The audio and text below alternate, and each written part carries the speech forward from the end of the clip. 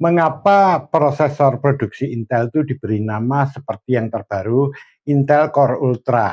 Di sini ada Intel Core Ultra 5, Core Ultra 7, Core Ultra 9. Apa sih maknanya dari Core Ultra tersebut?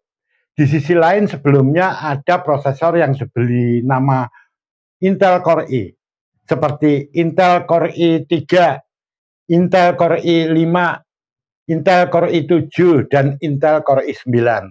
Sisi lain juga ada yang namanya Intel Core tanpa i. Misalnya di sini Intel Core 3, Intel Core 5, Intel Core 7, Intel Core 9. Mengapa diberi nama seperti itu? Bagaimanakah sejarahnya? Baiklah, untuk lebih jelasnya kita bahas saja mulai dari awal. Seperti ini. Pertama kali, nama-nama dari prosesor Intel itu dikodekan dalam bentuk angka, bukan kata-kata seperti ini tadi. Misalnya di sini ada i8086, i80186, i80286, dan seterusnya hingga i80486. I itu merupakan kode dari Intel, artinya prosesor itu buatan dari Intel. Nama-nama prosesor yang berdasarkan angka ini ternyata secara internasional tidak dapat dipatenkan. Di sini perusahaan Intel mulailah bingung, akhirnya dia menelurkan nama prosesor baru yang merupakan penerus dari i80486 itu dengan nama Pentium. Dengan kata-kata semacam ini, maka dia bisa dipatenkan. Nah, sebenarnya di sini kata Pentium itu yaitu yang dirilis pada awalnya tahun 1993. Pentium itu berasal dari kata pente, yaitu bahasa Yunani, yang artinya 5. Kemudian ditambah akhiran ium, yang merupakan bahasa Latin, di mana akhiran ini tidak memiliki arti apa-apa, jadi sebagai kata tambahan saja. Sehingga kalau digabungkan menjadi Pentium. Karena pente itu artinya 5, jadi sebenarnya dia itu adalah i80586. Dengan demikian, dengan kata-kata seperti Intel Pentium, maka dia bisa dipatenkan. Nah, di sini variasi atau varian dari prosesor Pentium itu banyak. Ada Pentium klasik, Pentium MMX, Pentium Pro, kemudian Pentium 2, Pentium 3, Pentium 4, dan seterusnya. Nah, setelah itu muncullah di sini Pentium D. D ini ternyata merupakan simbol atau kependekan dari dual, yaitu dual core. Jadi kalau yang Intel Pentium ini merupakan prosesor single core, jadi core-nya tunggal. Kalau Intel Pentium D itu sudah dual core, di mana dia menggunakan 2 buah core Pentium 4 yang dijadikan satu kemasan dalam prosesor. Jadi dalam satu prosesor ini terdapat 2 core. Core yang digunakan adalah core Pentium 4. Nah, di sini Pentium 4 dengan Pentium D ini memiliki mikroarsitektur yang sama, yaitu mikroarsitektur NetBurs.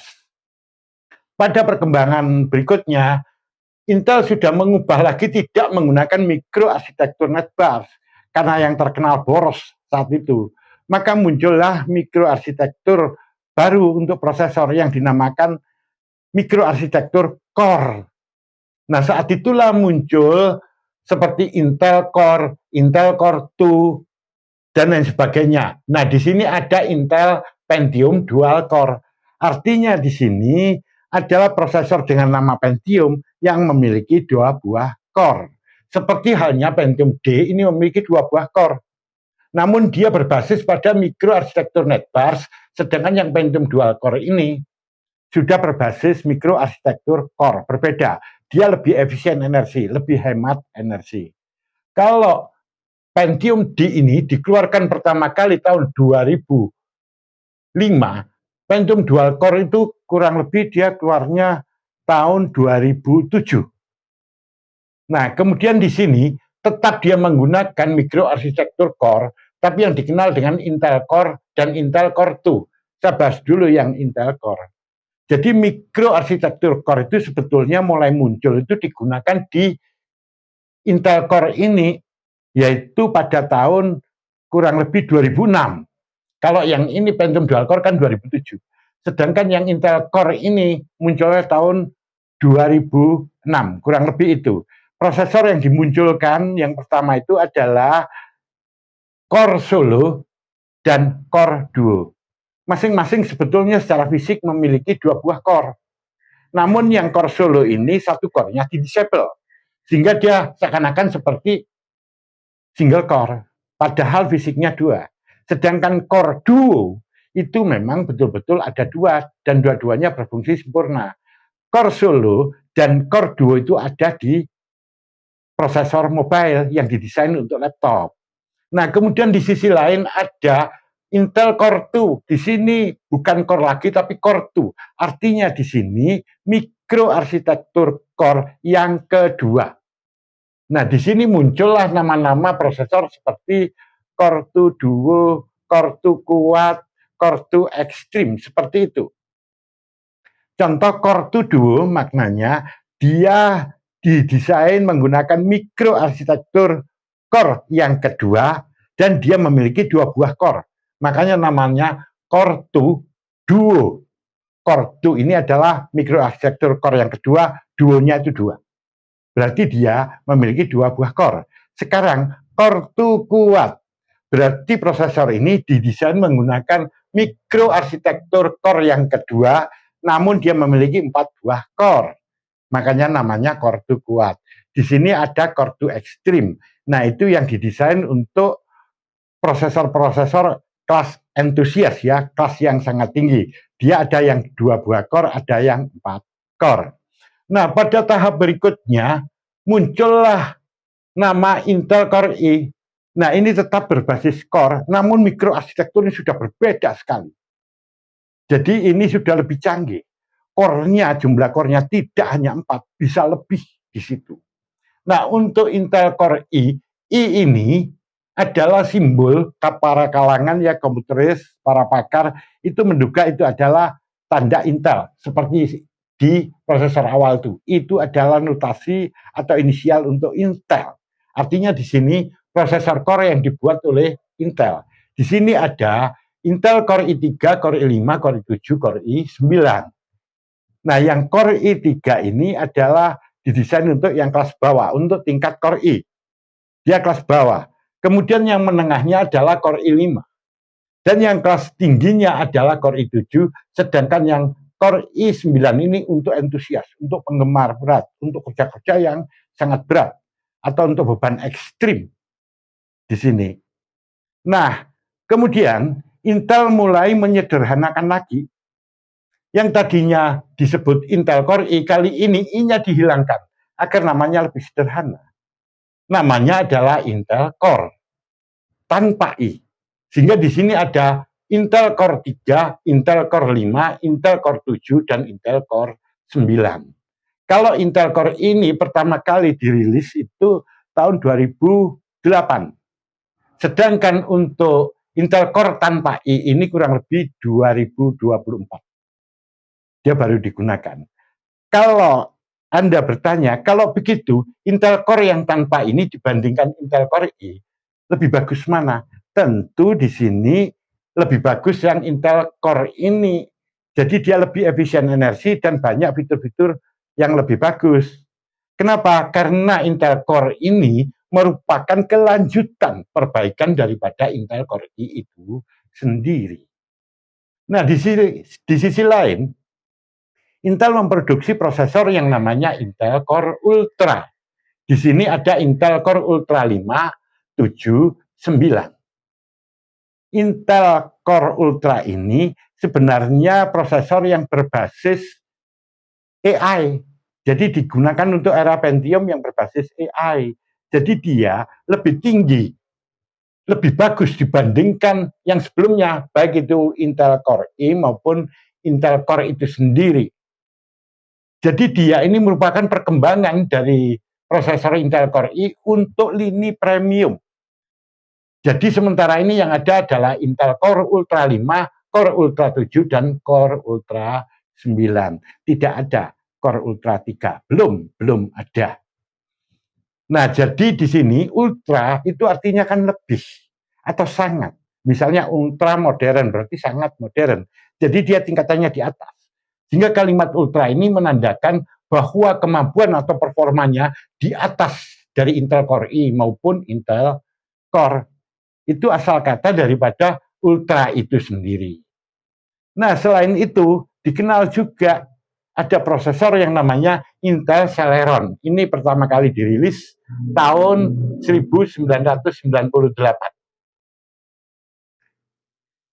Prosesor Intel Celeron ini adalah prosesor kelas ekonomi. Jadi ini ada kelas entry level atau low budget yang berharga murah. Celeron berasal dari kata bahasa Latin yang artinya celere ya, artinya ini adalah cepat.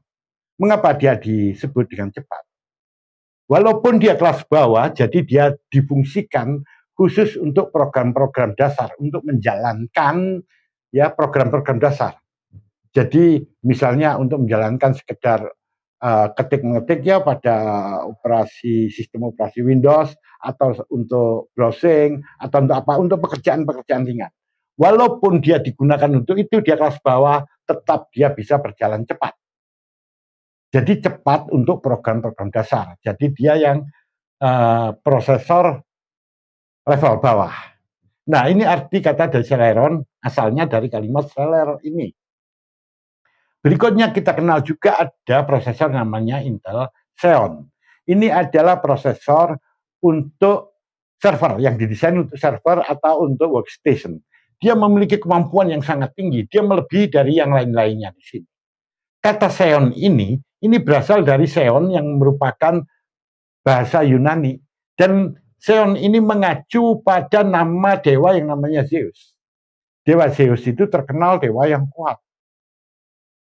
Dewa yang memiliki kemampuan tinggi. Jadi ini diibaratkan bahwa prosesor Intel Xeon ini memiliki kemampuan yang tinggi. Jadi di atas yang lainnya tadi, yang sebelumnya tadi. Nah, ini asal kata untuk Intel Xeon.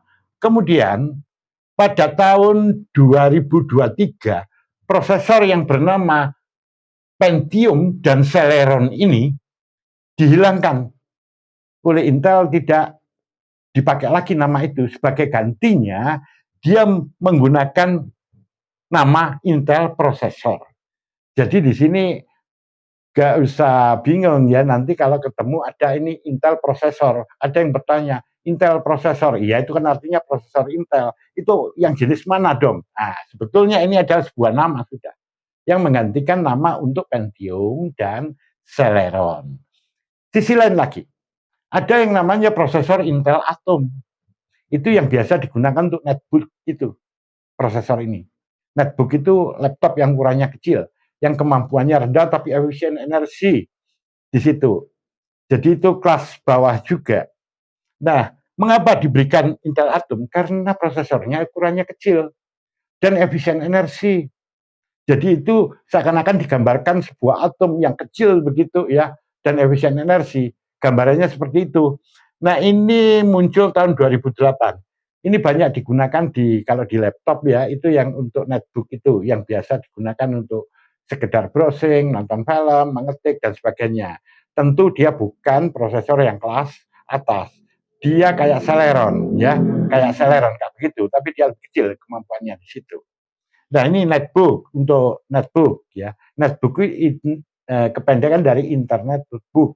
Artinya notebook yang digunakan untuk berselancar atau browsing-browsing di internet.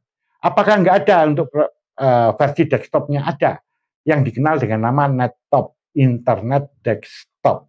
Itu sudah kami bahas pada video-video awal ya. Di situ silakan dilihat lagi. Dan masih ada lagi yang dulu yang nama prosesornya Itanium. Nah, sebetulnya untuk prosesor yang Itanium ini adalah prosesor kelas enterprise ya, dirancang untuk itu, untuk kelas tinggi kayak Xeon kayak begitu itu. Dia untuk server dan workstation. Ya. Namun ini bukan produksi Intel secara murni, karena di sini Intel bekerja sama dengan perusahaan HP. HP itu HP itu ya, Hewlett Packard. Jadi bukan HP handphone, bukan. Ya, jadi dia bekerja sama dengan itu untuk menciptakan prosesor ini. Mengapa dia dinamakan titanium?